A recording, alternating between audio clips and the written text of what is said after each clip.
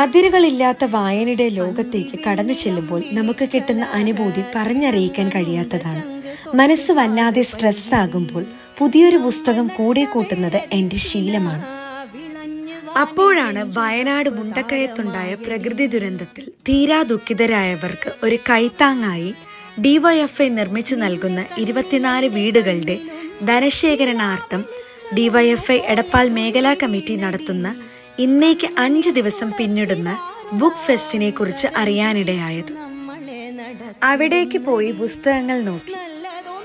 അതിൽ നിന്നും അശ്വതി ശ്രീകാന്തിന്റെ കാളിയും, ബിനീഷ് പുതുപ്പണം എഴുതിയ പ്രേമനഗരവും, മുഹമ്മദ് അബ്ബാസ് എഴുതിയ ആത്മഹത്യയ്ക്കും ഭ്രാന്തിനുമിടയിൽ എന്നീ പുസ്തകങ്ങളാണ് ഞാൻ വാങ്ങിയത്. കൗമാരപ്രായക്കാർക്കും മുതിർന്നവർക്കും ഒരേപോലെ വായിച്ച് ആസ്വദിക്കാവുന്നതായ പലതരം പുസ്തകങ്ങളും വ്യത്യസ്ത വായനാനുഭവങ്ങളും